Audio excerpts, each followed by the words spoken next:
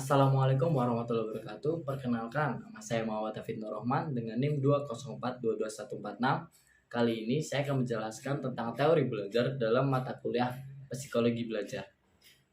Yang pertama, teori belajar behavioristik. Menurut pandangan ini, belajar adalah perubahan tingkah laku sebagai akibat dari interaksi antara stimulus dan respon. Dengan kata lain, belajar adalah perubahan yang dialami oleh peserta didik untuk bertingkah laku sebagai hasil interaksi antara stimulus dan respon. Bukan hanya memberikan stimulus, akan tetapi juga dikritik. Misalnya, guru mendoakan muridnya. Guru mengucapkan selamat atas prestasi yang diperoleh di bidang akademik. Teori belajar behavioristik ini lebih berfokus pada guru mengajarkan materi sebanyak-banyaknya kepada murid atau mahasiswa, agar murid atau mahasiswa tersebut menjadi pintar. Peserta didik atau mahasiswa lebih bersifat pasif. Teori ini juga memiliki kelemahan, yaitu fitrah, perasaan, hati, dan kreativitas. Menurut teori ini, belajar adalah aktivitas perubahan perilaku yang dialami oleh siswa. Siswa yang mampu bersedia merubah tingkah lakunya dengan cara yang baru merupakan hasil dari interaksi antara stimulus dan respon. Teori belajar behavioristik mempunyai pandangan bahwa belajar yang terjadi pada diri individu lebih bercondong pada fenomena jasmani atau gejala-gejala yang terlihat dan terukur, sehingga mengabaikan aspek-aspek psikologis seperti kecerdasan, bakat, minat, dan perasaan emosi individu saat belajar. Dengan kata lain, input yang berupa stimulus dan output yang berupa respon. Bentuk dari stimulus berupa penyampaian materi, pembentukan karakter, nasihat, dan lain-lain. Sementara bentuk dari respon berupa reaksi atau tanggapan dari murid atau peserta didik terhadap stimulus yang diberikan oleh guru atau pendidik.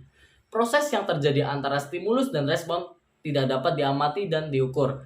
Hal yang terpenting adalah perilaku dari stimulus dan respon. Maksudnya, apa yang diberikan oleh guru, stimulus, dan apa yang diterima oleh murid, respon, harus diperhatikan dan diukur. Hal itu dilakukan karena pengukuran stimulus dan respon merupakan hal yang paling penting agar dapat mengetahui apakah murid mengalami perubahan tingkah laku atau tidak. Pada penerapannya, teori belajar behavioristik sangat tergantung dari beberapa aspek seperti tujuan pembelajaran, karakteristik murid, materi pembelajaran, media pembelajaran, dan fasilitas pembelajaran. Yang kedua, teori belajar kognitif. Teori belajar kognitif menitik beratkan pada bagaimana mengembangkan fungsi kognitif peserta didik agar dapat belajar dengan maksimal. Faktor kognitif pada teori ini merupakan faktor utama yang seharusnya menjadi sorotan bagi guru untuk terus dikembangkan dalam pembelajaran. Karena kemampuan belajar peserta didik sangat ditentukan oleh sejauh mana fungsi kognitif peserta didik dapat berkembang secara maksimal dan optimal melalui proses pendidikan. Peran pendidik dalam teori ini ialah bagaimana dapat mengembangkan potensi kognitif pada diri peserta didik. Jika potensi kognitif telah menjadi bentuk yang nyata dalam proses pendidikan di sekolah, maka peserta didik akan mengetahui, memahami, dan menguasai materi pelajaran yang dipelajari melalui proses belajar mengajar di kelas. Teori belajar kognitif ini lebih memfokuskan pada bagaimana mengembangkan fungsi kognitif peserta didik agar dapat belajar maksimal. Adapun faktor utama yang perlu dikembangkan dalam teori ini ialah terletak pada guru dalam memberikan pembelajaran kepada peserta didik. Karena kemampuan belajar peserta didik sangat dipengaruhi oleh sejauh mana fungsi kognitif siswa dapat berkembang secara maksimal dan optimal melalui proses pendidikan. Peran guru dalam teori ini ialah bagaimana dapat mengembangkan potensi kognitif pada peserta didik itu sendiri. Apabila potensi kognitif telah menjadi bentuk yang nyata dalam proses pendidikan di sekolah, maka peserta didik akan mengetahui, memahami, dan menguasai materi pelajaran yang dipelajari melalui proses belajar mengajar di kelas. Jadi, faktor utama yang mempengaruhi keberhasilan proses pembelajaran di kelas ialah faktor kognitif yang dimiliki oleh peserta didik. Faktor kognitif inilah yang menjadi jendela masuknya berbagai pengetahuan yang diperoleh peserta didik melalui kegiatan belajar. Pengetahuan tentang kognitif peserta didik sangat penting untuk dikaji oleh calon guru dan para guru demi mensukseskan proses pembelajaran di kelas. Tanpa pengetahuan kognitif peserta didik, guru mengalami kesulitan dalam pembelajaran di kelas, yang kemudian akan berpengaruh pada rendahnya kualitas proses pendidikan. Belajar dalam teori ini dimaknai sebagai proses adaptasi atau penyesuaian perilaku yang berlangsung secara progresif. Belajar dalam pandangan ini tidak sekedar melibatkan hubungan antara stimulus dan respon saja, akan tetapi belajar juga merupakan aktivitas yang melibatkan proses berpikir secara kompleks.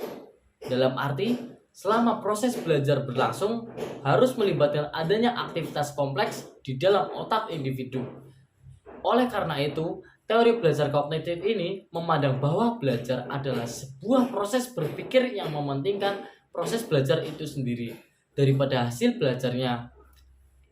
Ada 4 faktor yang dapat mempengaruhi perkembangan kognitif, yaitu faktor lingkungan fisik, kematangan, ekuilibritas interaksi individu dengan kemampuan maupun pengalaman fisik, dan lingkungan sosial, aktivitas mental. Istilah yang menjadi fokus kajian psikologi merupakan dari perenungan manusia terhadap lingkungan. Akan tetapi, perenungan untuk berpikir ini disertai dengan perintah untuk mengingatkan. Yang ketiga, teori belajar humanistik. Teori ini berpendapat bahwa proses belajar harus berhulu dan bermuara pada manusia. Teori ini sangat menekankan pentingnya isi dan proses belajar. Dengan kata lain, teori ini lebih tertarik pada ide belajar dalam bentuk ideal daripada belajar apa adanya. Teori ini bersifat eklektik, sehingga berpendapat bahwa teori apapun dapat dimanfaatkan asal tujuannya untuk memanusiakan manusia. Menurut pandangan teori belajar humanisme, seseorang belajar karena ingin mengetahui dunianya. Individu memilih sesuatu untuk dipelajari, mengusahakan belajar dengan cara sendiri dan menilai sendiri apakah proses belajarnya berhasil atau tidak. Di sini, guru perlu memperhatikan minat dan kecenderungan belajar peserta didik yang berbeda-beda akibat perbedaan sosial dan gender. Belajar dalam teori humanistik dimaknai sebagai memanusiakan manusia, yaitu mencapai aktualisasi diri, pemahaman diri, serta realisasi diri secara optimal.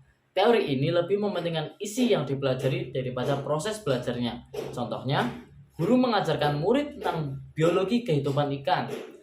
Humanistik juga memaknai belajar sebagai asimilasi bermakna atau lebih dikenal dengan istilah meaningful learning, yaitu kebebasan dalam mendidik. Humanistik bersifat sangat eklektik, yaitu memilih yang terbaik dari berbagai sumber.